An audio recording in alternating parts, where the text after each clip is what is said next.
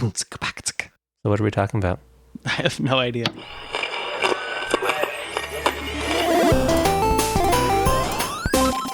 Oh, hello. I'm North Kozar, the Santaist of clauses. And that makes me Quactical, the holiday armadillo, apparently, or something. Yeah, I don't know. Something like that. Anyway, this is Tune Into Gaming. You know, the gaming podcast that you may or may not have been listening to for whatever amount of time. Yay. Quiet yay in the background. Yay. Yay. Holy Grail. Yay. And there was much rejoicing. Sounds splendid. So this is Just plug one of the most fandomed movies of all time. Really? Plug. Well, you can hear me plugging it, like, you know, the sound of a, you know, electric thing going into the wall. Like a electric thing. Fantastic. Like a plug socket. Yep. The plug socket has power. Plug goes in the. Actually, what? So the thing on the wall is called a socket, and then the thing that goes into it is the plug, right? Like those are the actual words for the. What are words? We just don't know. But like that, I'm not wrong in the nomenclature, right? Yeah, no, I think you're correct. I'm making a symbol. Like I have 3 fingers on my left hand and 2 fingers on my left. The viewers can totally see your symbol. I promise. The 2 fingers on my right hand are going in between the 3 fingers on my left hand, simulating a plug going into an outlet. I do only have 3 fingers on your left hand. I thought you had 5 fingers on your left hand. Yeah, well, you know, sometimes you think it's a good idea to take up woodworking, and then you lose a couple fingers, and you realize just that your entire life is. Anyway, what have you been up to for the past 2 weeks? And by 2 weeks, I mean 3 weeks, because we're off schedule a little bit. Yeah, we are totally off schedule. Well, I've been good. You know, working a lot. And as well as just spending time, you know, with my girlfriend and her family. Kind of like we mentioned last episode. It's the holidays. We're on a little bit of a shorter schedule, or longer schedule actually. We're going to do episodes every 3 weeks for December. So I've just, you know, been spending time with the family as far as the holidays go, and then working mostly. But I've also been playing a lot of Crusader Kings, which is a great game. I don't know. Have you played it at all? Or like, I've not played it. I'm pretty sure I've seen it played, or I'm aware of it. What kind of what style of game is it again? I'll give it the rundown. Okay. So Crusader Kings is kind of a hybrid strategy RPG game, where you play as a feudal lord in medieval Europe, / kind of the Middle East and North Africa a little bit.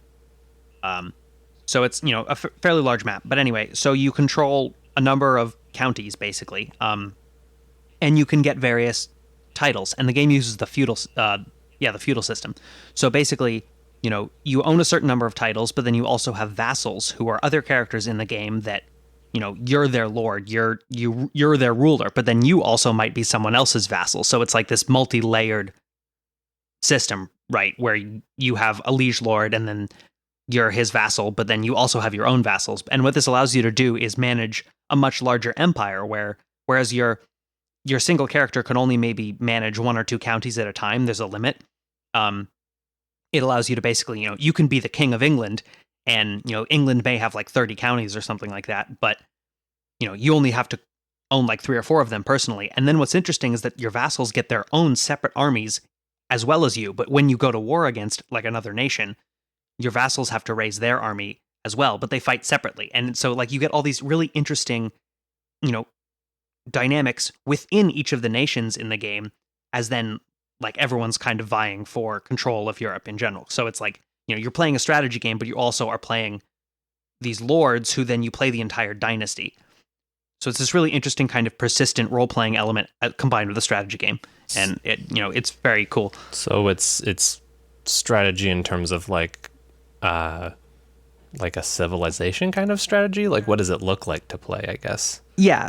So it's like county based as opposed to tile based. So, I don't know if you ever played or seen me play the old medieval Total War.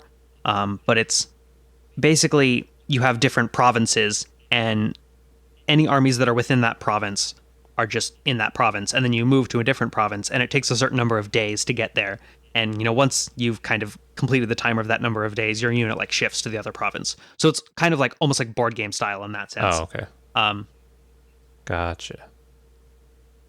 But yeah, the most interesting part about it for me is that they have this really deep character simulation system. So basically, you know, every character in the game, from your ruler to their spouse, to their children, has like their own stats, and they age and can get married and have kids as the game progresses. And when you die, you become your heir, and you have to like pass on your titles, and sometimes you may lose titles.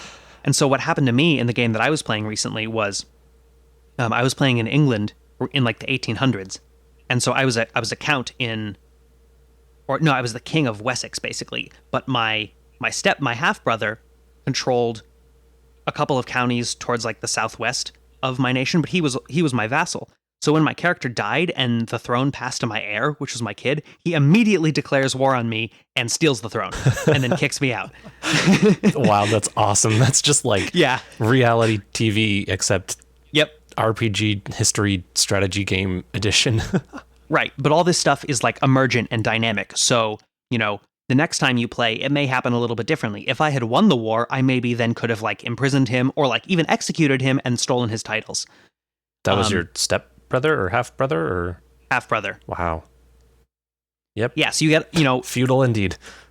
Right. But, you've heard all the like historical tales about these periods of time having like really incestuous royal families. Well, it's kind of the case in this game just because, your family members are tools and you use them to like accomplish political goals. So, when you have someone who's in your dynasty, you get this little like blood symbol on their portrait, this little blood drop.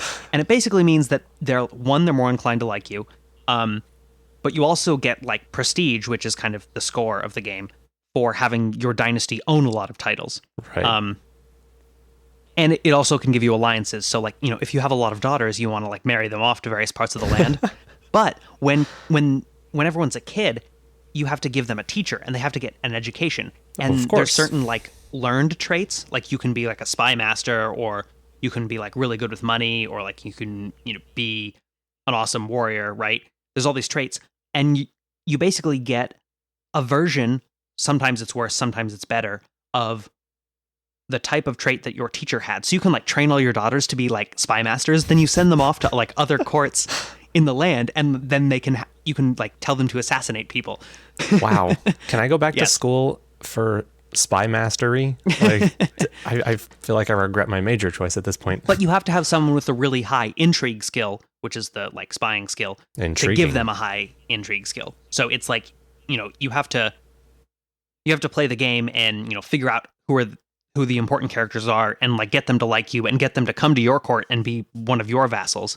But then you also have to like reward them with titles and make sure that they're continually satisfied, or else, they could turn on you and maybe join some faction that wants to overthrow you as king. So like you always have this really like interesting underlying gameplay, even though on the surface, you're just maybe I'm the king of England and I'm trying to go, conquer France, right? Like, but you have all these like sub elements that are playing underneath.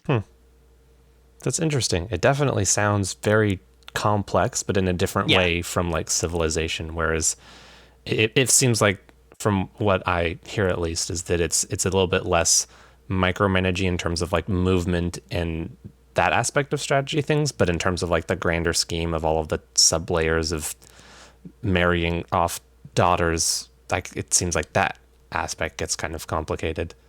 Yeah, it definitely has a learning curve. The game's by Paradox Interactive, so if you've heard of that developer, they've made other games like Europa Universalis. I'm forgetting some of the other ones. Supreme Ruler, those games like 2020, and I think Cold War is another one. But they're fairly complex strategy games, and I've actually found that Crusader Kings is one of the more accessible of their titles because it has this more deep character focus. Right, it's less about like strategic simulation and more about the character simulation. Whereas a game like Europa Universalis is similar. You want to conquer Europe, or like you're a leader of a nation in Europe, but instead of having this like dynastic system where you pass down to your heir, you just control France, and then you control whoever the leader of France happens to become. Well, and then France may grow or shrink, but like it's like nation focused, kind of like Civilization. Whereas Crusader Kings is much more character focused, and that's, I think, what makes it more unique for me at least. Well, it sounds like it would take me quite a while to understand what I was doing in the game. I would probably accidentally teach all of my offspring to become carpenters instead of spy masters or something. Yeah, and it definitely does, that's that's one of the big weaknesses of the game, I think, is that it's kind of hard to see that your decisions are actually having an impact, especially when you're starting off in the game, because to actually make things happen and like make intentional choices takes some planning and some thought and design. And when you're just starting out, it's kind of hard to know what the right choices are. So you tend to kind of be paralyzed by that, or at least that's what I found when I first started playing the game. Yeah. But once I got my hands dirty in the interaction and started to figure out how things worked and how you could actually make stuff happen, it became much more fun. So maybe it's the kind of thing where if you want to get into the game, you should watch some videos, or hey, maybe I should stream it and you should watch me stream it. Hey, maybe you should stream it and I'll watch you stream it. Papow. Cough. I made finger guns at the internet. Papow? Papow. Haha, watch you stream it. Waha. Finger guns fired. Is this the Wild West? Draw. No, this is Crusader Kings, aren't we? In Oh yeah, something like that. feudal Europe. Well, Futile. Futile? No, feudal. Yeah, everything is futile. You can never win. Resistance is futile. Feudal. Yeah, resistance is futile. I'm pretty sure that's probably like a meme somewhere about the game. Probably. Search Reddit. I'm sure you'll find it. Search anything on the internet and you'll find it. Be careful what you search the for. Internet. Is that Entire internet. Is that Inception, Internetception? If you search internet on the internet, or if you Google search for Google. Google and Googlers Googled how to Google, something like that. Peter typed a pickled pepper into Google to Google the pickled pepper picked. Yeah. Anyway, on the opposite spectrum of complicated daughter spy masters, I've been playing a lot of Pokemon Go, which is casual. Yeah. But it's actually been a lot of fun. They just did this new update a few days ago, which honestly was a little bit lackluster. They were like kind of hyping everybody up for releasing all of the Gen 2 Pokemon, so like from Gold, Silver, and Crystal games. And then they were like, instead, have all the baby Pokemon, but you can only hatch them from eggs. So go out there and walk and hatch eggs. But it's interesting, and I've thought about this a little bit, that it's a really, really smart business move. Because so you have one incubator in the game. You can have 9 eggs, but you only have one that you can incubate at any given time unless you buy more. You get some every now and then, but like in order to get these new eggs, like you can get the baby Pokemon from any new egg you collect at a Pokestop, but like all of the old eggs you had collected prior to the update will not have any of the new Pokemon in them. So you have to hatch the eggs that you currently have and then get new ones, which just encourages you to buy incubators if you want to be like the most efficient at it. So okay. Yeah, it definitely, that makes sense. Yeah, it definitely was kind of like, Merry Christmas, buy incubators. Also, Pikachu has a Santa hat. Yay, Pikachu Santa hat. But it's been pretty fun actually going out with my friends and whatnot, trying to find nests of Pokemon. So every couple weeks or so, I think it's about every 2 weeks, I've been learning a little bit more about how the inner workings of Pokemon Go function. There's certain spots around places in the world, like usually parks, it seems, that are nests for certain Pokemon. Like we found a Magnemite nest, and that's awesome. There's just like Magnemites that spawn there pretty often, and like a Squirtle nest, which was pretty cool, and a Charmander nest. But the nests like just refreshed, or it's called, they call it a Great Migration.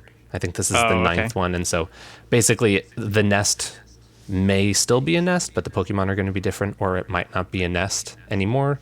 Okay, so it can kind of reset. Yeah, and so it kind of keeps things dynamic. And the website / Reddit group, Sylph Road, has just like an awesome tool to create, or that they created around the nest structure. And you basically go on and log in with your Reddit account, and you can like say, hey, there's a nest here, and it'll show up like a little pin on the map and show what Pokemon it is. Cool. And other people can go to it and then say, yeah, I saw these Pokemon here as well. Or they can be like, no, I didn't see anything. And so you sort of like authenticate the fact that, yeah, there's a nest here, or no, there's not. That's cool. Yeah, so it's kind of a neat little thing. But all of those just became null and void again because it reset. So alas, time to find more Pokemon nests, I guess. But Yeah, I definitely think I would have played it more had I had more people to play it with. I think in some ways it was kind of hurt by the fact that it went so viral so fast. yeah, Because I think they didn't really have a chance to implement the game the way they wanted to. It seemed like in some ways it was almost sort of tentative, like how the game came out originally. But then it just, it got so huge. I felt like just the fact that it got so big so quickly meant that it was a lot of those people were going to go away, and then yes, the world was going to see it as like, oh, now it's flopped because it was big and now isn't big anymore. When maybe it was only going to have a certain amount of user base, and that's fine. I think that, and that's what the user base is now, right? Yeah, I definitely think that it was something that was pretty bigly, like there was a lot of hype around, and it was really, everyone was really excited about it, even people who've never really played before, but played being anything Pokemon. I think that a lot of those people, burned out pretty quick. There was some study that looked at how people who played Pokemon Go and got at least to level 5, how that impacted their exercise. But really getting to level 5 takes maybe an hour if you're dedicatedly catching Pokemon. So it's the kind of thing that people, a lot of people played the game right out of the gate. And after that first month or two, it really fell off drastically. But I think that there's a really good player base that sort of is still following along with it. And I mean, you go on to the Sylph Road Reddit, it's really cool. Just the people that are there still kind of analyzing the game and theorizing and finding out stuff about it. It's interesting because it's less learning mechanics of the game by playing the game and more analyzing the inner workings of the code. Whenever they release an update, people go into the APK, the Android app file, and look at all the code and try to figure out what new stuff is happening and things like that. So it's that's kind of cool. Not exactly a traditional way of learning about a game, but it's kind of cool. It seems to have kind of created a cool community, at least over at the Sylph Road side of Reddit for that's kind of interesting. I definitely appreciated the social elements of the game. The fact that it just to go out and go on some poke walks with friends was to me the best way to experience the game, and I really liked that about it. Yes. Like I said, if I had had more people that were consistently playing it, in my physical location, I think I would be playing it more. But I said, everyone that I knew that was playing it pretty much stopped playing it almost immediately. Yeah, I've got my my old roommate and I definitely are still pretty into it, and so we'll go and hunt down some nests and just go out Pokemoning. But it's cool because when we went to some of the nests, we saw other people that were clearly playing, but it doesn't have that same element to it as it did when it first came out, because we would go down to this area kind of near one of the lakes, and there were 2 or 3 Pokestops that overlapped each other. There were 50 or 60 people just chilling and hanging out there. There were always lures on the Pokestops. This was in the first couple weeks of it being out, though. Right, yeah, where every Pokestop was just lured to infinity. Yep. But it's neat how it just gets people out and about. I think I definitely feel a bit more motivated to go out and look for Pokemon as a means of getting out and about, but also just kind of it's fun to find Pokemon for me. It just it adds another. It's the augmented reality aspect of it. I could just go for a walk, but I could also go and catch Pokemon while I'm out for a walk. I think that one sounds a little better. Yeah, that's definitely I really enjoyed doing that the couple times I did. How a lot of people seem to be playing it is they'd go to parks or go and try and do something and be playing Pokemon Go at the same time. And I actually just found that a little challenging. If I'm, was trying to walk around Balboa Park, for example, I hadn't been there before, so I wanted to see all the things. And so then Pokemon Go was a distraction. Same thing at the zoo. Right. There was a bunch of people playing and I was well, I could be paying attention to the things at the zoo, or I could be, playing Pokemon Go or looking at my phone all the time. And it's it's a little bit of a balance between if you're out and about for the sake of being out and doing something, then it's kind of I'll do a little bit here and there, but you kind of have to, if you really want to play, there are times where you just have to be let's go to this park to catch Pokemon, not go to the park to go to the park. I will say that one of the features that I saw initially and was kind of disappointed that they took away, and I don't know if they've brought this back, was it seemed like they initially intended to have some sort of tracking, so you could tell some directionality about where Pokemon were, and then kind of have to hunt down them having their actual location. Where is it it sort of ended up seeming like it ended up just sort of being random, right? Yeah. That, you could see the things that are around you, but you didn't have any idea of direction, so you might as well just walk randomly. And that's what felt like for me, that I had to be tied to it constantly, is because if I was looking for a particular Pokemon and I knew they were in the general area, well, if I wasn't looking when it buzzed, and it buzzed all the damn time, right? Like, then I'm going to miss it. So then I have to be doing that. And whereas at that point, I'm like, okay, now I'm just paying attention to the game. And then I'm going to put the game away because I want to, be at the zoo. Right. So it just like that part of it was challenging for me. And maybe I just need to like, approach it differently. And that's part of the problem. Well, let me break down to you sort of what happened with the tracker. So when it first came out, there was the whole 3 steps thing where, 1 step means it's close, right. 2 was further, and 3 is really far away. Relatively speaking, like 500 meters or whatever. I don't remember the distance precisely, but that was kind of a neat system of doing it because you kind of had to hunt for the Pokemon a little bit. However, you didn't know exactly where they were. Then the tracking system went away and they brought back this thing that was just sightings, which, like you said, it was just, these are Pokemon. These are 9 Pokemon that are near you somewhere. Where? Who knows? There might be other Pokemon that aren't on this list, but these 9 are somewhere within your vicinity. Right. And then they slowly started rolling out what they're calling the nearby feature, which ties Pokemon to specific Pokestops. So you look on the tracker now and you'll see like a Pidgey and a Pokestop, and you tap on it and you tap the tracker and it'll show you where that Pokestop is. And you know that there's a Pidgey around that Pokestop. Like basically if you can spin the Pokestop, likely you're going to be able to find the Pidgey. However, it's a good solution in terms of like what you were saying, where you don't have to wander around randomly. But the downside to this is, one, the sightings thing kind of doesn't exist anymore. They're sort of trying to bring it back. Like if there's not nearbys on, like you're not near Pokestops, you'll see some sightings. But the problem is that like if there's a bunch of nearby, like you're, around 15 Pokestops, then you're only going to see nearbys for Pokestops, but 90% of them are going to be Pidgeys or Rattatas or anything that's common. So you don't see the rare Pokemon necessarily showing up. That actually still are there. Yeah, unless there's not very many that are around, and it doesn't seem like there's any sort of prioritization that's working. And then the downside to that even further is that, for people who are in rural areas or who don't have many Pokestops, it's the kind of thing where they might see like 3 nearbys. They don't know where those are, but they could see 3 sightings. The names need to be switched because sightings makes more sense to be at Pokestops and nearby is like random. But because it's like the people have seen it and it's like you can hear about it at the Pokestop. Yeah, exactly. But sometimes you'll see a nearby at a Pokestop and click on it, and it'll be like across the river, like on the far edge of your map that is even loaded. And you're like, I cannot walk there before this thing despawns. Like that's a 20-minute walk. And unfortunately, that I think has kind of changed how people hunt for Pokemon. Like you can definitely still walk around and find Pokemon and catch them. But if you're like intentionally out hunting, it's kind of become more viable to drive to Pokestops and to get the Pokemon, which sort of defeats the whole like getting out and walking purpose. Right. Unless you're like specifically just going to walk your eggs, at which point then you just have it on and you're holding it, but you're just walking. But now the other side of this as well is that they recently changed how the speed restriction works. So for a while, it was a message popped up and it's like, hey, don't play unless you're the passenger. And you'd said, I'm the passenger, and it's cool. Because a lot of times, like if you have a friend driving or whatnot, I would have like both phones and I'd spin Pokestops as we'd go past to collect Pokeballs.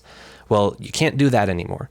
If you're going over 15 miles an hour or whatever the speed cap is, you can't spin Pokestops, and the no nearbys or sightings show up.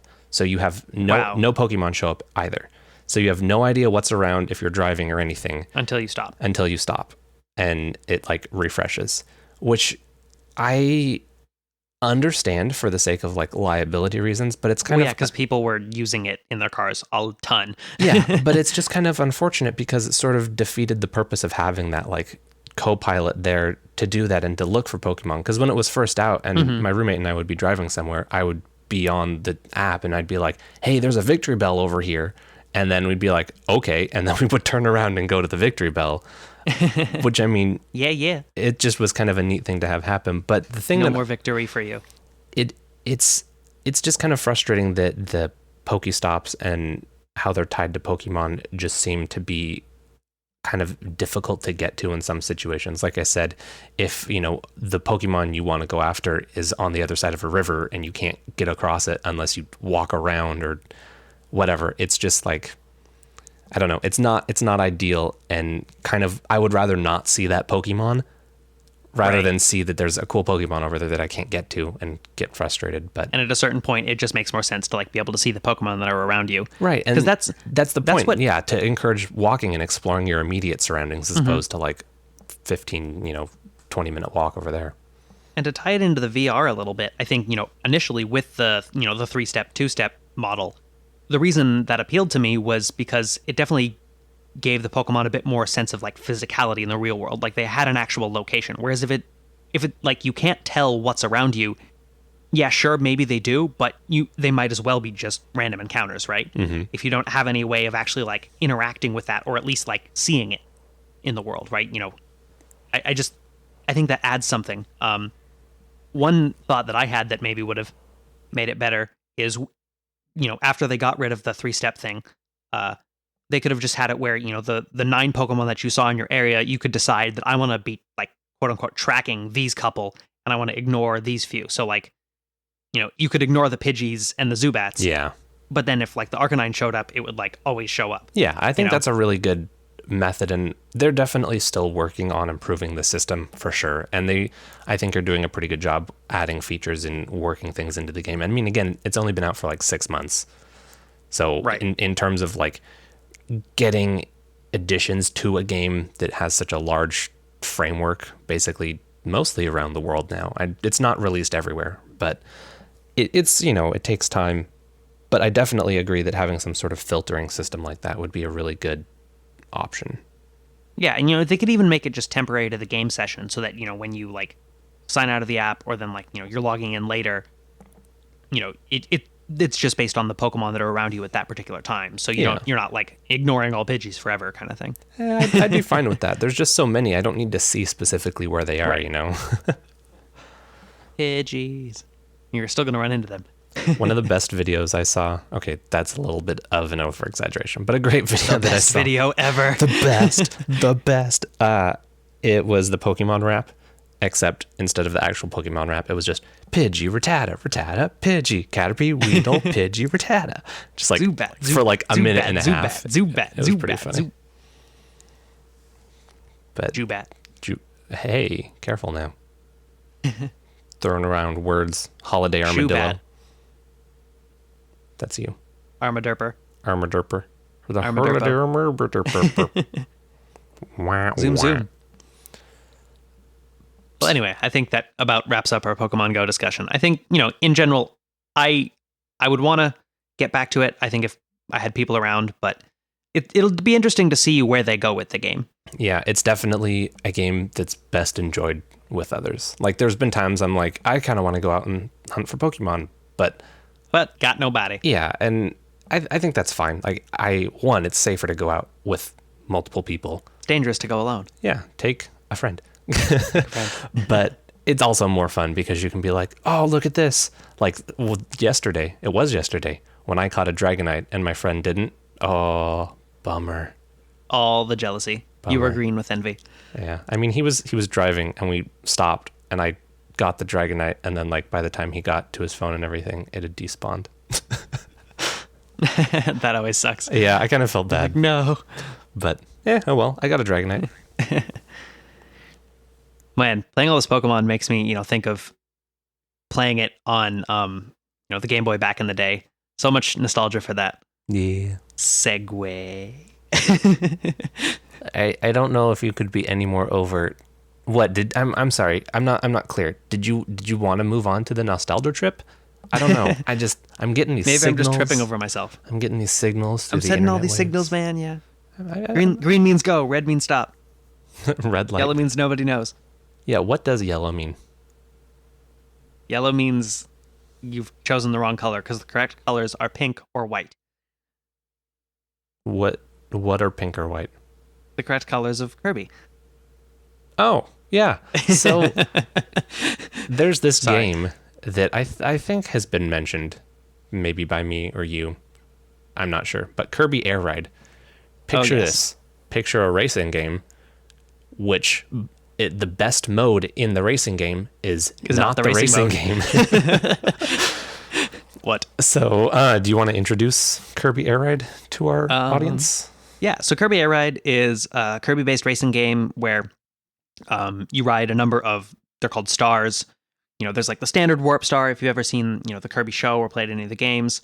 But there's lots of other different types of stars. But anyway, the mode that we really like and we have a ton of nostalgia for is called City Trial. And it's basically like an open world mode. There's a whole city mapped out and you can drive around and you pick up power-ups which affect your stats, like top speed or gliding or turning. But anyway, you should continue because there's so many more cool elements to this game. So it really, there's three modes of the game. There's Air Ride, which is your basic pick a vehicle, race the track, win the race. And cool, yay, it's fun, but it's no Mario Kart. So it just didn't really, it wasn't the best. Yeah. There's Top Ride, which is the second mode, which is a weird, feels like a mini game kind of thing where you've got a top-down view of... You're definitely mini. Yeah, of these small Kirbys driving around on this small track, and there's items, and it's chaotic. I actually streamed Kirby Air Ride a week or two ago and showed off some of this, but City Trial is, it's where it shines. So if you like collecting power-ups, if you like random events, if you like destroying other Kirbys and then competing to get first place in a random event, like either and then a race, destroying them again. Yeah, and so there's a bunch of events that take place after the city trial. So you get placed in the city for anywhere from like 3 to 7 minutes. You can set the time frame, run around, pick up power-ups, get on better stars. You all start out on this weak little itty-bitty compact star. And then when you are done with that 3 to 7 minutes, you go to an event, which could be like who can fly the farthest, who can win the race, who can destroy the other Kirbys the quickest, or there's a couple other, it's a drag race, like go straight as fast as you can. And all of your power-ups and things that you've collected, like, obviously augment your star and allow you to do better in those certain categories.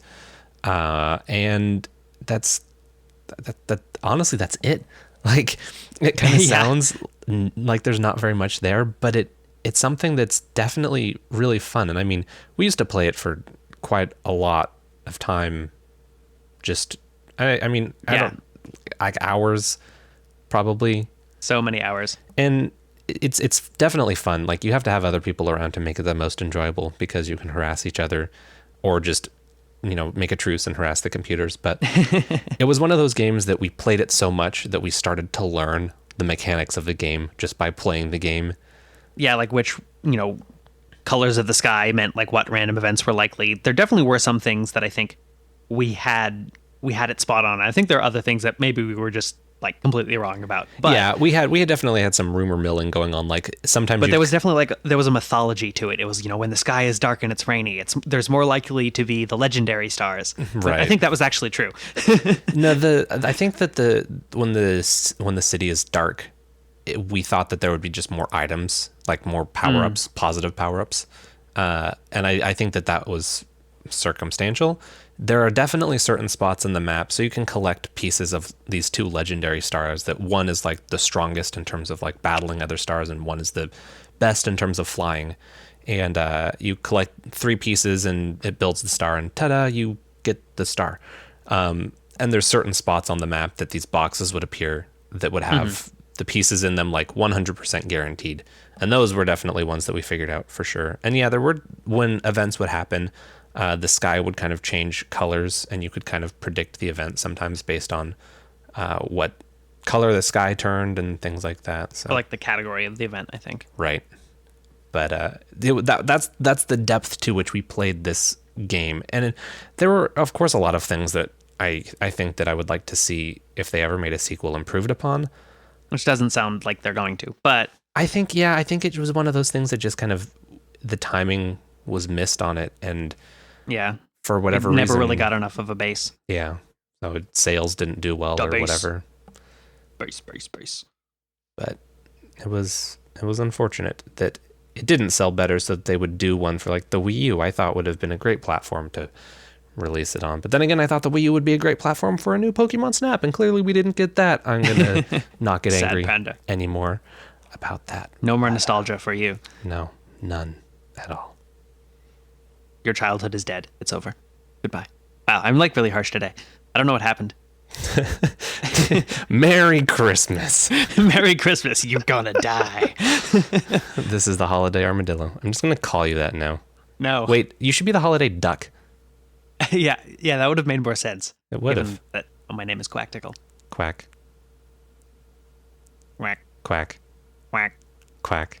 quack. Okay, we're stopping this now. Merry Christmas. Merry Christmas. Have a gift. Speaking of which, I feel like we should have done like a giveaway or something cool because it's like Christmas. Do we have anything to give away? My Steam won't open. I literally, like, the Steam icon has like a no symbol. You know, like the circle with the line through it? It's like no. It's like, nope. And I click on it to open it. No and it Christmas says, spirit for you. It tells me, so either Steam is broken or it didn't download all the way, so you can't open it. And I just haven't re-downloaded it because I just had this problem today. It's like a present that's wrapped by somebody who is evil. So and you? they're just like, no? Do I wrap presents in an evil manner? No. Other people wrap presents in an evil manner. And they are so evil. You know, when they have like layers and layers of duct tape and then it's like a box inside a box, but then they're all like taped from the inside and like stupid things.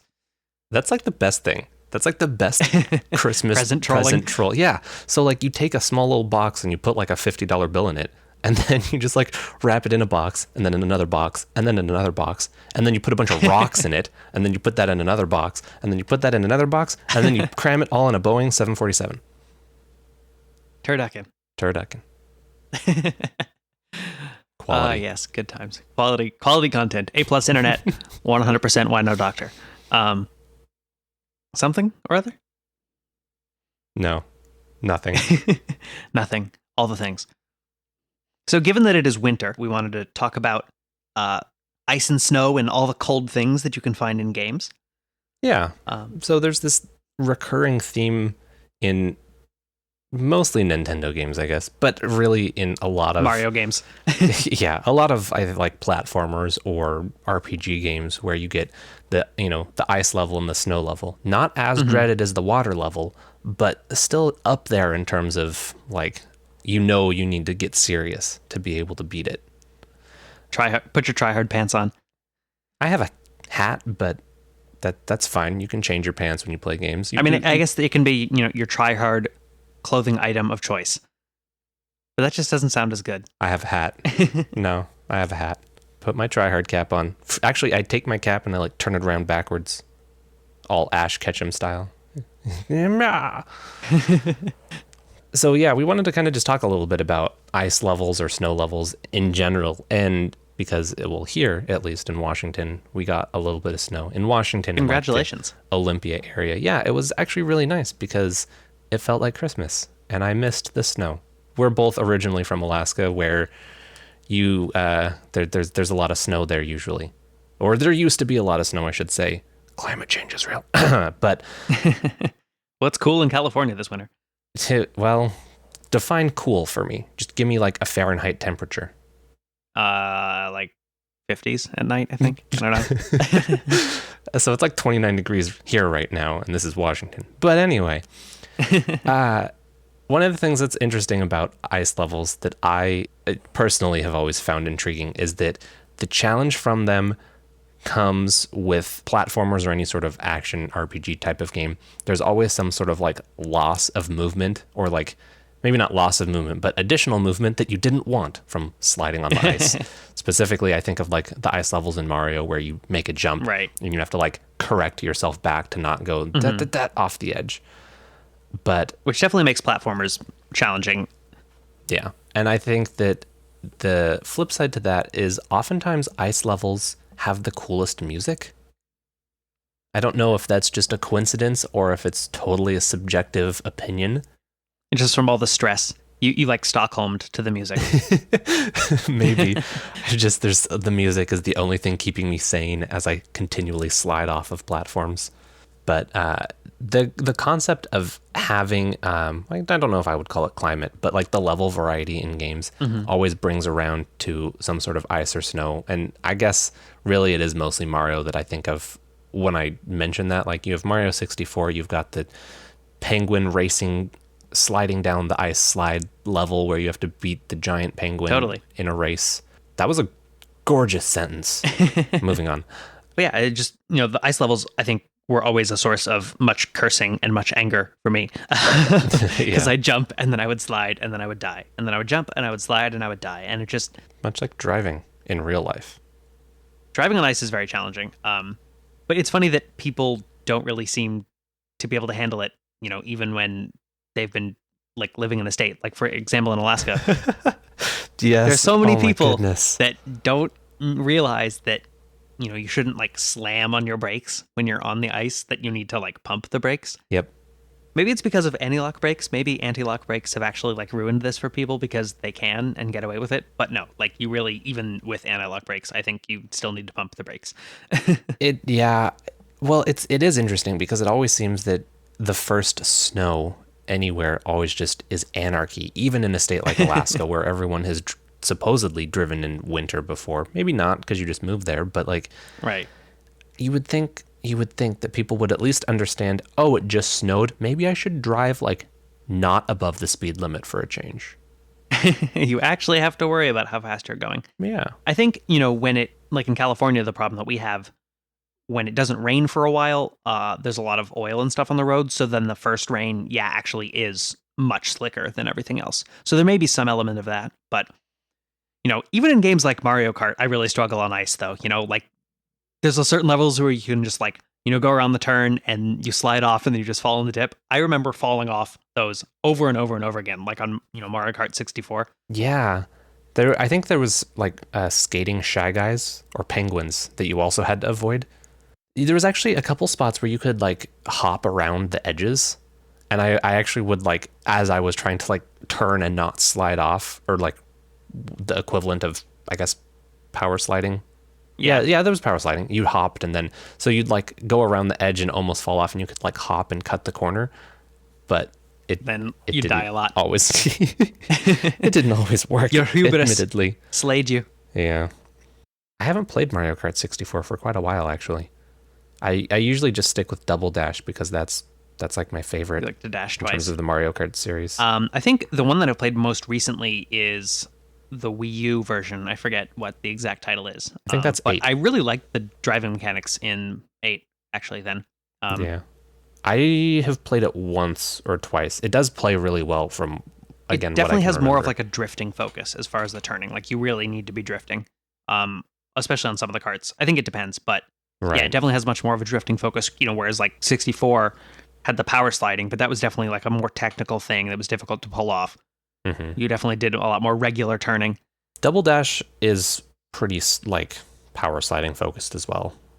Like if you're going around a curve and you're not power sliding, you're doing something wrong. Yeah. You're doing it wrong. I don't know what it was like for the Wii version of Mario Kart, whatever number or title that had. I just know that I tried to play it once or twice and couldn't because of motion controls. Motion controls. Yeah, I think that was the nice part about 8. Like, I think I tried using the motion controls and it just didn't work, but you could still use a controller. Does it have motion controls? I think so. I think you can do like tilting to turn and like, Ew. jumping, and like you like have to shake it to spin or something, but it doesn't. Shake it. Pop it, twist Pop it, shake it. Yep, there you go. Minds think alike All on of the the exact things. same thing. Goodness sakes. But I think I just played with the controller most of the time, because then you could just press a button. Because you had to spin to do like tricks in the air to get a little bit of a speed boost. Oh yeah, going off a actually, jump. yeah, you had. Yeah. Yeah, I do remember that. You had to like shake the controller and you did like a spin and like woohoo and get the speed boost thing or whatever. Accurate description of Mario Kart 8 gameplay. It's funny though, because I know so many people who are just infuriated by like movement mechanics like that in games, or just like ice levels and slows. It's just, I think for some reason it's like extra stressful when you're trying to accomplish something in a game And the game's like, nope, you're going to go slowly now. I think that it's the same reason why people struggle with water levels. So you're playing a game, you've been taught this is how the game plays. This is how it works. This is how you time your jumps. This is, Right. The mechanics you need to learn. And it's all very intuitive. yeah, and so you have that down, and then all of a sudden you're put into a water level where you move slower, and the physics are a bit different. Or you have the ice level where suddenly your landing is completely different, and you have to relearn how to jump and land so you don't slip and slide off of things. It adds a different level of frustration to it because suddenly you're not in as much control as you once were. Right. I mean, and the game is becoming harder over time as well. Yeah, of course. Yeah, I think you're onto something there, that the way you learn to move, like you have to learn it intellectually first, or like, no, I have to press it now, but then eventually you stop thinking about that, right? Whereas I think part of the frustrating part is that now you have to think about all those little things again. So kind of the progress you made feels like it slips away, even if it really hasn't. You're still learning a new skill, and you're probably going to be better. Slips away, pun alert. Ha ha ha ha ha. Unintentional puns are best puns. Usually. But yeah, it's definitely this feeling of, oh shoot, that I thought I had this down. Now the game is just out of reach again. Yeah. They really let it go. You're filled up with feelings of not being able to hold it inside you anymore. And then you cry, and your tears turn to ice, and you're frozen in place. Yeah, exactly. You missed my frozen pun earlier. Oh. Just gonna put that out there. Oh. I said they really let it go on you after you learn about how to be frozen. Ha ha ha. I don't want to build a snowman or ride my bike around the hall. Do you want to become a snowman though? Because I think that's what happens in Mario when you get frozen. Don't you get like a snowman power up at some point? I know you run around snowmen. Oh, and you have to like spin kick them or something? Something like that. There's a giant snowman that you climb. I'm thinking specifically Mario 64. I mean, when I think of Mario, that's honestly the game that I think of the most. me too. That's it just happens. Accurate. But I think that another interesting aspect is the concept of like weather or a survival kind of mechanic to things. That we're talking about platformers and like role-playing action games like Legend of Zelda or whatnot that are more straightforward in terms of like fight the enemies, don't take damage. But when you don't have an enemy presence and you have more of a survival element of things, and you get to the snow level or the ice stage or winter, if it's a game that has seasons. Like don't starve seasonal, or is it like occasional? It's seasonal, so like after so many days it becomes winter, and then you have to worry about heat more so. But I think that that's another interesting aspect of things, and again, it definitely goes along the same lines of here's this thing that you've learned how to play the game, you've learned the mechanics, and now you have to relearn for this new thing that it's not necessarily that it's jarringly put in there, but now it's an extra layer of challenge. Now you still have to feed yourself, but now it's cold. Yeah, it's interesting because like at least in Don't Starve, you have to be aware of the fact that if you go out and don't have like clothing or something to kind of keep you warm, you're gonna freeze and maybe not be able to make it back while you're going out to collect food or something. Rust also had, if you got too cold or got too warm or got too hot, you would start to take damage, I think. When you were to like jump in the water when you didn't have any clothes on, you would be cold, for example. Or if you went high up in the mountains.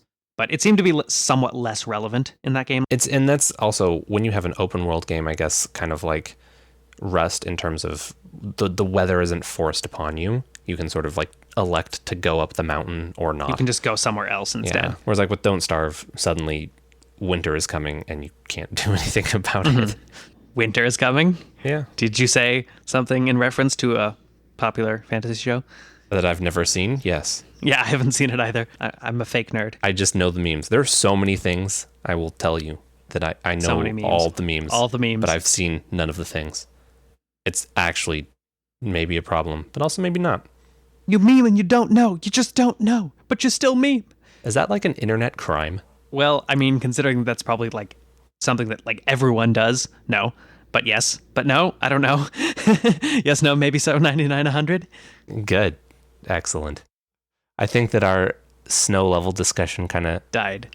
I definitely feel like our ability to stay on topic, we're kind of going to be on thin ice. because like ice and snow levels, and if we slip up, don't blame us too much. Yeah. It's just the context.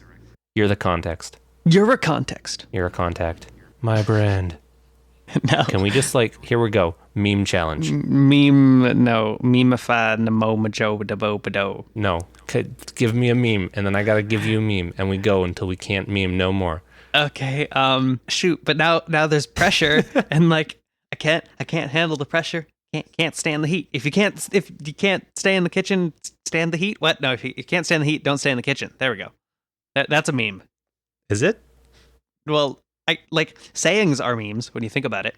They're kind of the same thing as far as a cultural unit of meaning. Meming. Cultural unit of meming. Yes. It is actually a very interesting kind of concept, was that if the word meme meant what it means today before internet memes, or if it was used in the same way. Well, it was an invented word in linguistics that referred to basically a unit of social exchange. So that's why it refers to memes, because it's they are, a meme is just it's an object almost, but it's a linguistic object that gets passed around and evolved upon. So are you saying as a form of social exchange, it could almost be a kind of currency? You could have meme dollars? Yes. You could trade memes. Meme dollars. I got the meme dollars.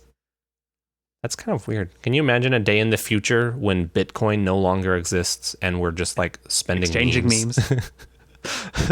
I will give you 2 can't hold all these limes for your 1 Rafflecopter.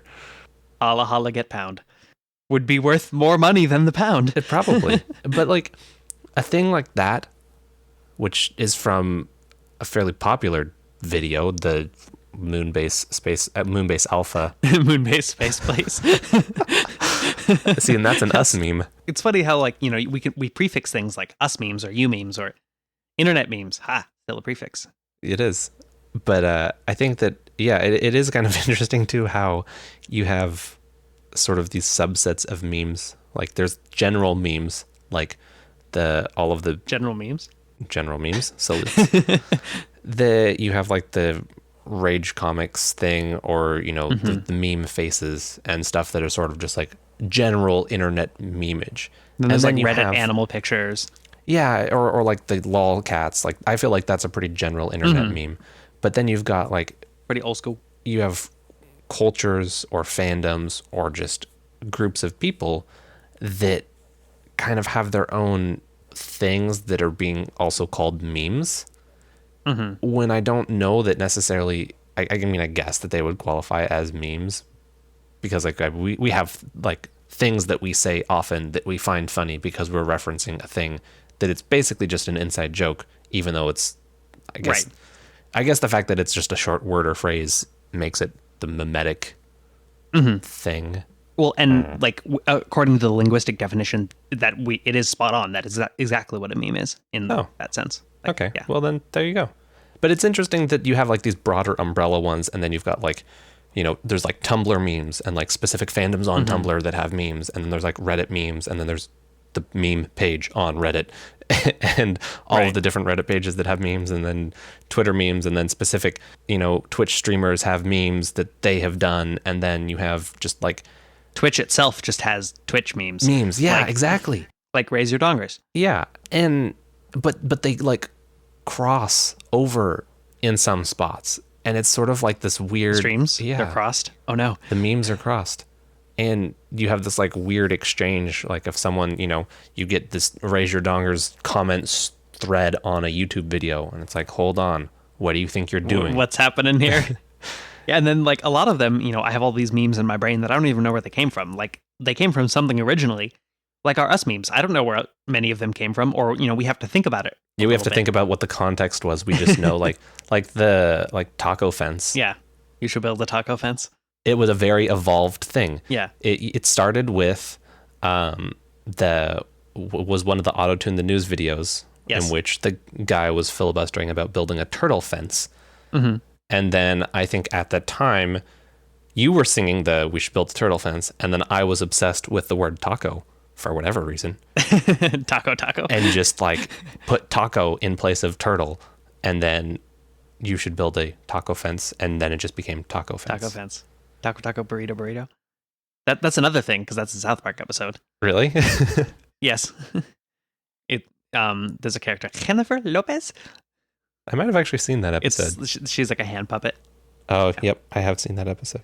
It's a weird show. She likes tacos and burritos.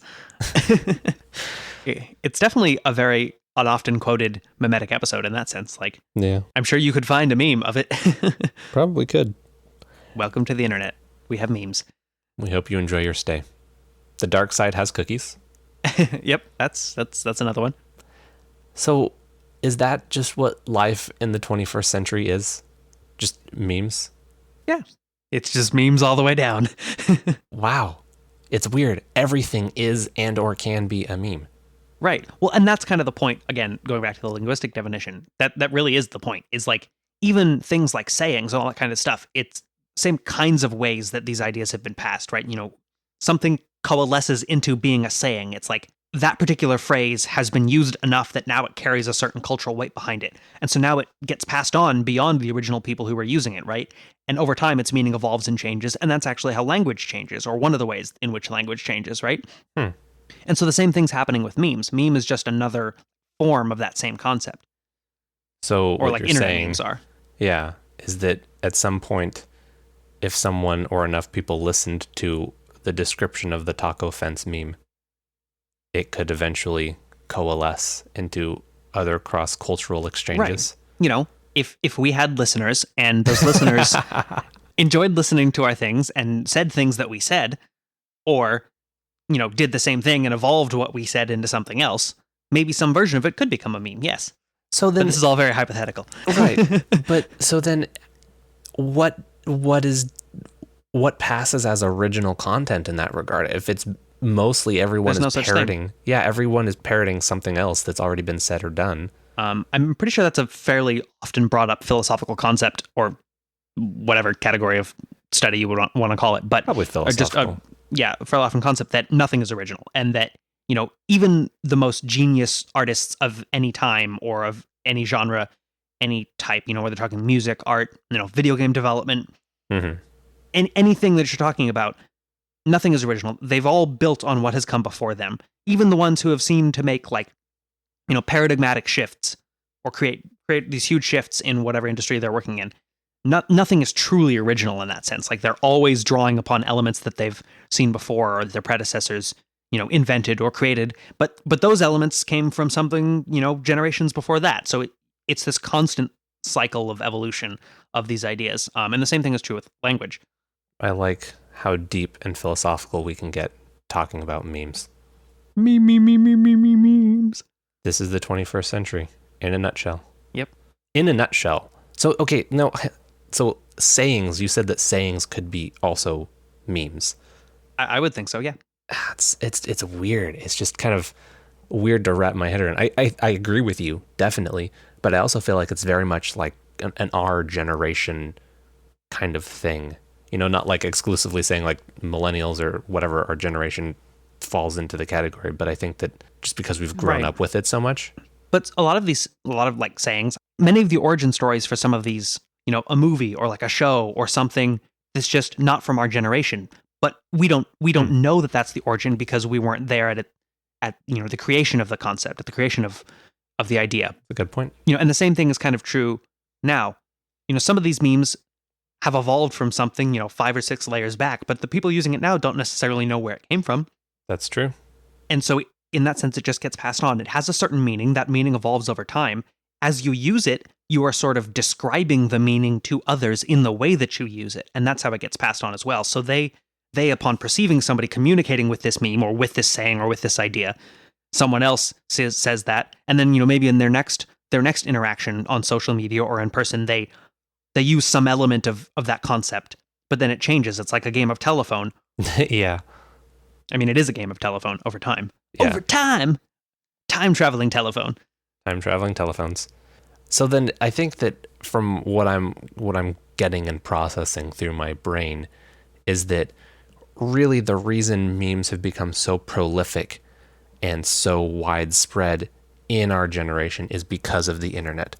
So when you had to have face-to-face interactions or, actually call someone on a telephone, that, the lines of communication were not anywhere as easy. Whereas now we have, places like Reddit or huge hubs of communication and exchange, that these things can easily be passed around and spammed and, infuriate others who are moderating chat rooms, that it proliferates out and about. And so it kind of just becomes this, viral thing that infects anything that it comes into contact with. And for whatever reason, like for memes that are funny, if you don't know the origin and yet it's funny and you laugh at it because it is a funny word or it sounds funny or is done in a funny way, like taco fence in and of itself sounds stupid and doesn't make any sense. And yet for some reason, if it's found funny, it could evolve and or change or become turtle fence again, or just be out in the world and spread around, even if someone doesn't know the context or like the origin the original of it. Context. Yeah, it's like there's an original context and then there's the current social context. And I think that, the current social context replaces the original context over time. And that's part of what drives the evolution, is that original context is kind of gradually being lost. And it doesn't really matter either. No, I mean, it's like something new kind of buds off and blossoms away from what it was before. And, after a little bit, it's no longer anything like what it was before in terms of what it actually means or what it represents. Evolution. Yeah. Fast. Science. The science of memes. It's really interesting to actually think about memes in this deeper, more philosophical way. It's so deep, man. I wish I had a hot, spicy meme to deliver right now. Hot, spicy meme? What categorizes certain memes as hot and spicy and others as like, what, lukewarm and bland? Dude, that meme was so lukewarm.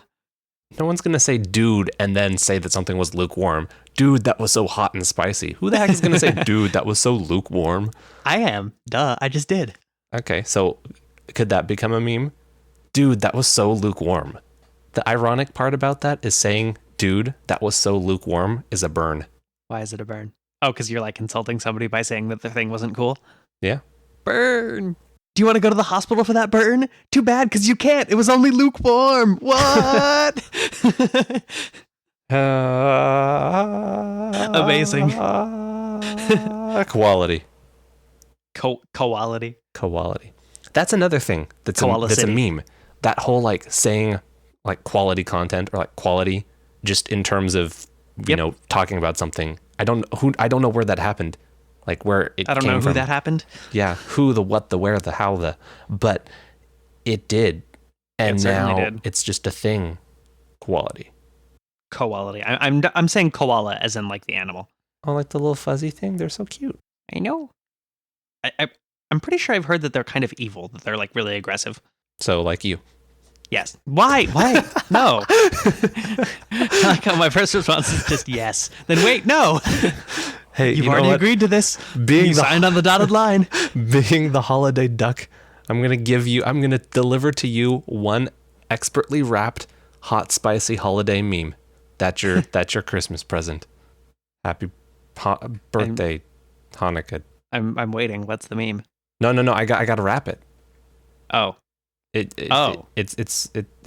not done. You're going to wrap it like we made this joke last time. I make this joke every time.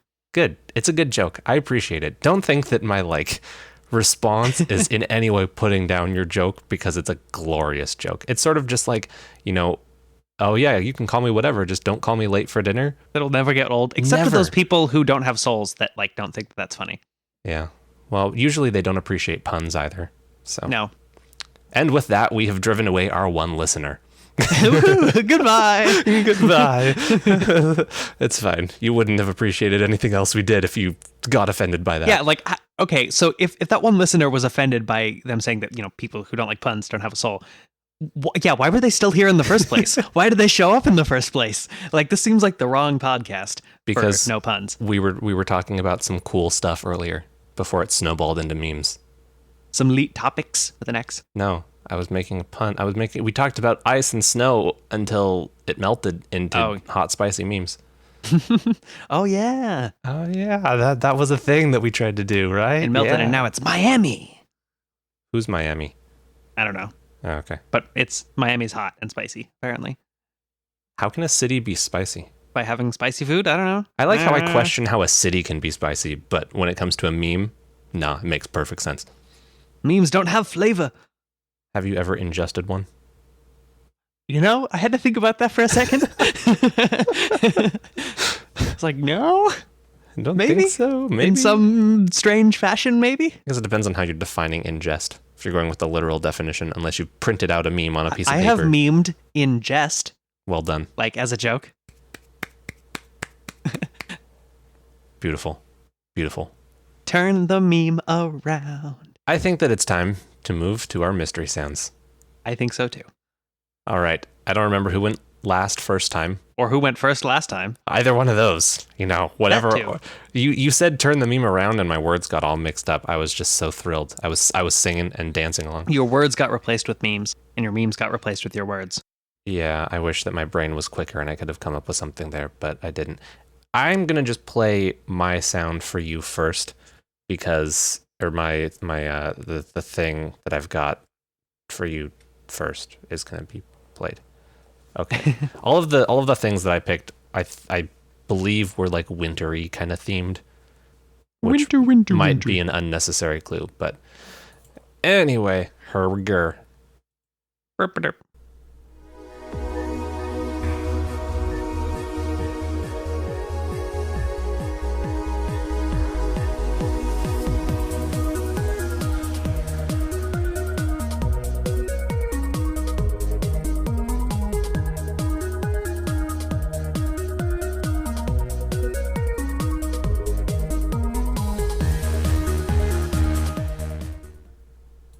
That's not even like ringing a bell. Really? No. It's like, nope.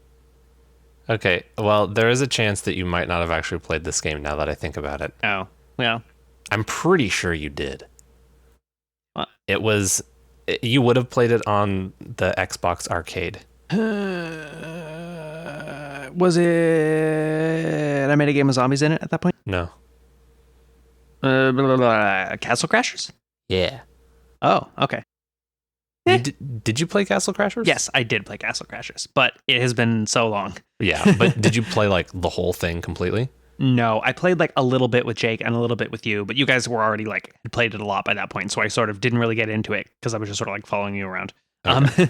Well, at least I wasn't totally wrong in that you had played the game, but I picked it because I was like, I like this song, and I was kind of struggling to come up with winter themed things. Wasn't that a Newgrounds game originally? No, the game was made by the Behemoth, which Oh. is like Tom Fulp Newgrounds thing, but like the music was pulled from Newgrounds. Yeah, they like okay. the music was created by the Newgrounds people of Right, okay. community. Yes. So yeah, correct enough.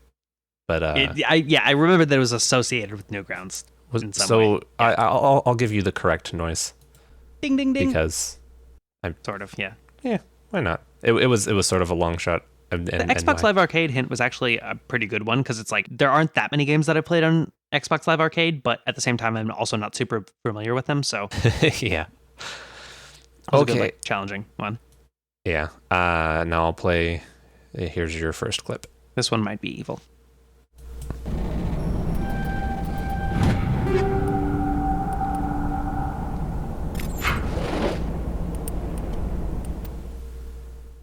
Maybe play that again.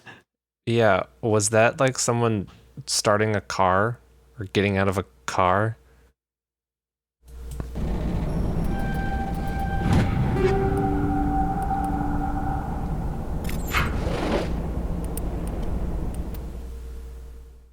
It's a very specific interaction in a game that I know you played, but yes. It sounds like something was like opening.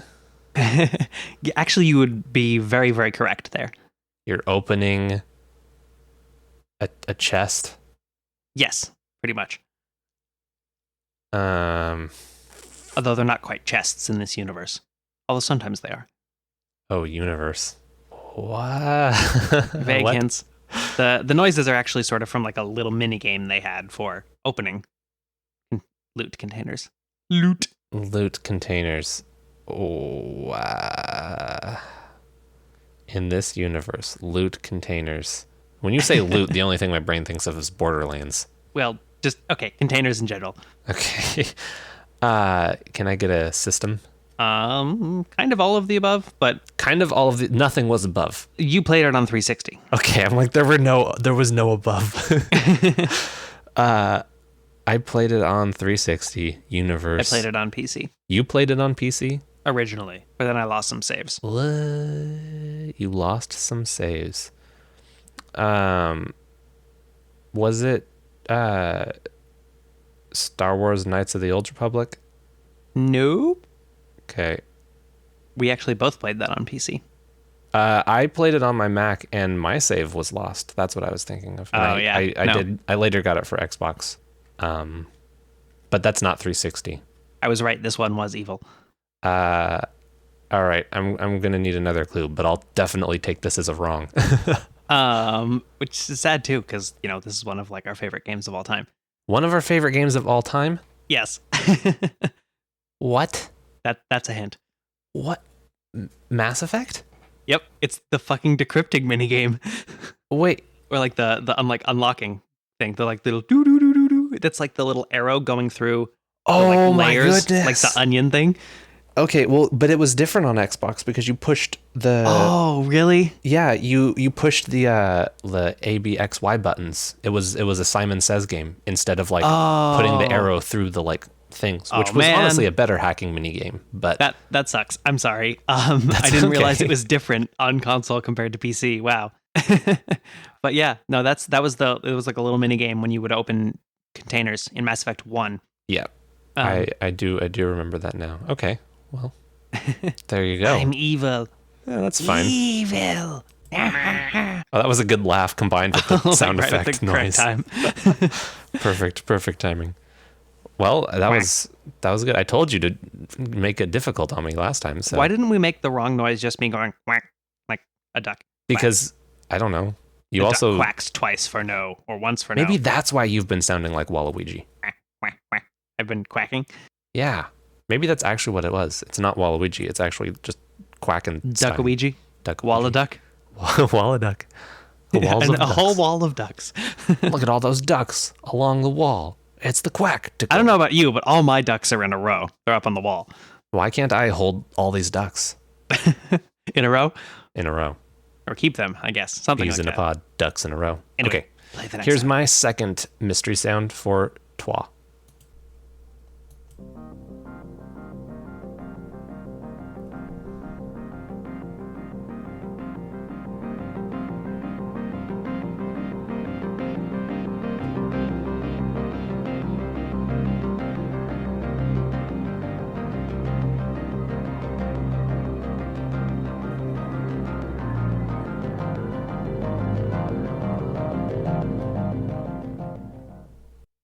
Oh man, that's ringing so many bells, and yet I have like so little clue. I hate that feeling, but I also love that feeling. I love this very specific feeling, and the reason is because this has happened before. This feeling that I have. Do you have a feeling? I'm high on believing. I'm high on dreaming? Something? Yeah. Is this our correct song? I sure. I don't know. Something like that. Is this one of those things where we've talked about the game earlier? Is this for Air Ride? No. No. Just kidding. That's not a guess. But I do need a hint. So you played this game on PC, apparently. Is it Knights of the Old Republic? No, it is not. Oh, is it also Mass Effect? Yes. Yes, it is. Oh, yeah. I'm like, crap. That's ding, totally...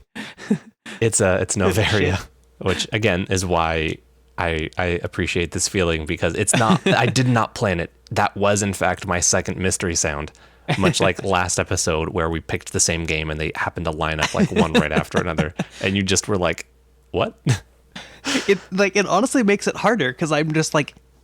You're not expecting I'm not thinking to guess anything that I've picked, like, ever. Yeah. It just doesn't even cross my mind, which is dumb, like I should be, because we've played a lot of the same games. But Get no, good. you know?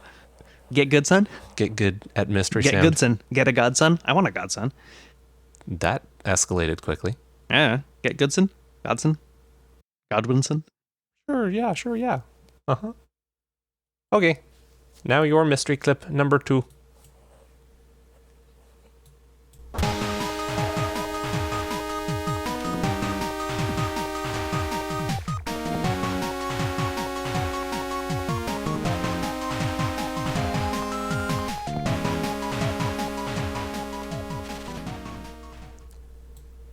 So I don't recognize the music. However, I love the music. You will probably love this game if you. I don't know if you finished it, but The first I feel like you like the this first game. thought that comes to my mind is Cave Story. You would be correct. Really? Yes. Sweet. I was like, what sort of 8-bit game type of deal would have? Yeah, cool. What is the music? I did beat Cave Story. I got Just like one playthrough. I got probably the normal and or bad ending. Actually, I might have gotten the bad ending.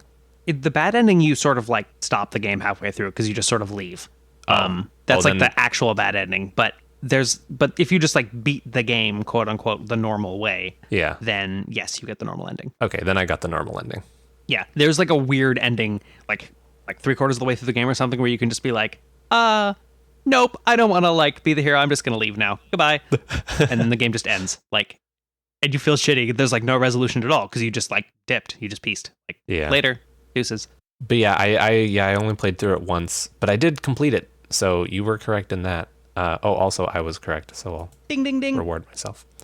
I don't know what that was from. Like, I'm not even going to be able to guess. Do you remember the egg corridor where there was all the eggs and you had to like jump Yes. through the little areas? Yes. It's from when you go in there and it's all destroyed. Yeah, and then you fight the dragon boss. Mm-hmm. Yeah, I died so many times to that stupid dragon boss.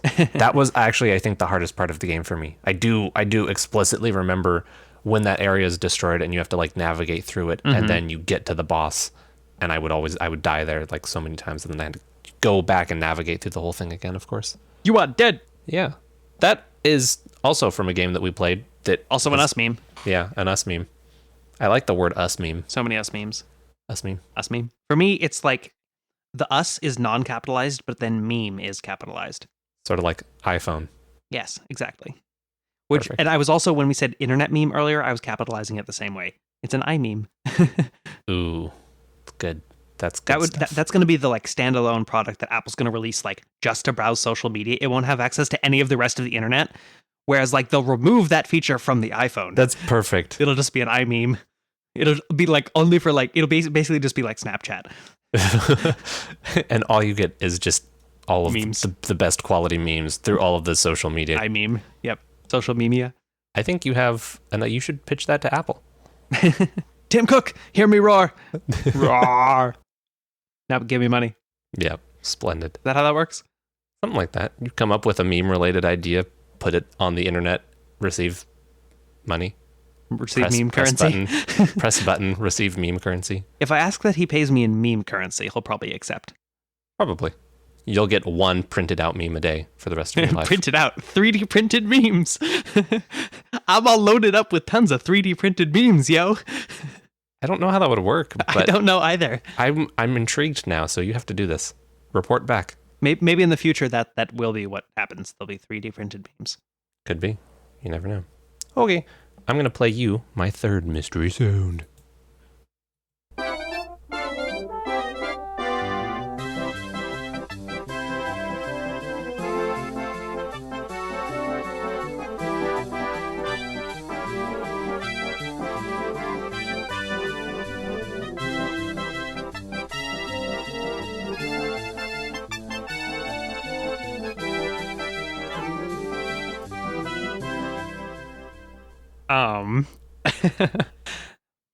Is this from Super Mario 64? Yes, it is. Ding, ding, ding. Well done. Is it from a particular icy level? It might be. Does it involve a giant penguin and an ice slide? It very well might. You should play my sound. Did you pick the same one? Did we actually do it? Just play the sound.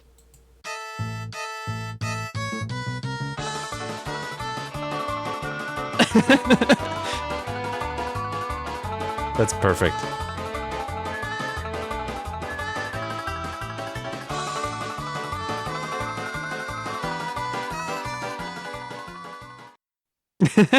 That's wonderful. You know what? I'm going to give myself the Ding, correct ding, ding. because yeah, Mario 64 when you're racing the penguin. You were correct. It's funny that we chose different Wow. versions. I chose the fast version. But yeah. I That's was just like listening to that like I hope I'm not wrong here because that would be really funny, but also yes. well, so that's the one when you're like actively racing the penguin, and then the other one's when you're outside of the house, just like around the level. Oh. But Okay. that's wonderfully complementary to each other. So We did it twice. good on us. Well, I think that honestly, like that's way better than if we had picked the same sound. Like we complement Yeah. the You get all the iciness. yeah. That's really funny though. So what was the total? Who won? Um I think you did. Because I definitely didn't get the Mass Effect one. you got the second two, for sure. And then I feel like I missed the first one. you got it pretty readily. I only gave you one hint. Did I just get them all right then? I think. More or less. Or You got I'm sort of maybe not counting the second one. yeah. You got a hint on both of them, of the first two, but I think that That's true. you have But that makes up for your epic fail on number one, although that was difficult. it definitely was difficult, but Yeah, but that's okay. props to you. Hey, I told you to do the difficult. Make it Up the ante. yeah. Make me work for my I don't win, want to one up my which auntie.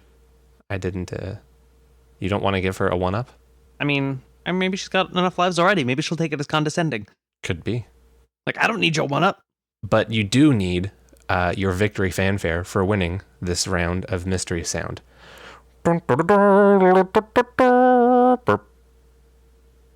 Yes, I love it. Good. Sing it to me every night, softly in my ear as I fall gently to sleep, savoring the sweet taste of victory. Yeah. I'll work on that. We'll see what we can do. Everyone cheer for me. Shower me with your applause. No. And puppies. Give me puppies. And puppies. Also puppies. And also puppies. Don't forget the puppies. Well, I think that about wraps up our quickly melting episode. Actually, it melted, and then we rebuilt the snowman with some icy Mario level. Mostly just Mario level. My Mario level is over Ice 1000. It was under 32 degrees. My Mario Ice level is under 32 degrees. Fahrenheit. Something like that. Specifically. You got to be specific. You could say Specifically. 32 degrees, and someone could think Celsius and just be like, how? That's water. That's water, yo. What are you talking about? What are you doing? Get off of my car. Follow us on the Twitter at tuneintogaming. It would be cool if you did follow us, because then, we would maybe redeem ourselves for losing our one viewer earlier when we started talking about memes and puns. Come back to us. And if you are so interested in sharing the hot and spicy memes, apparently, with us, email us tuneintogaming@gmail.com. Do so. Do so now. Right now. And yeah, share your actually, maybe don't send us memes. I feel like that could escalate. Yeah, screw it. Send us memes. Send us memes. Yeah, who cares? Send us memes, one viewer who is no longer listening. Do it. The best. Alrighty. Tune out.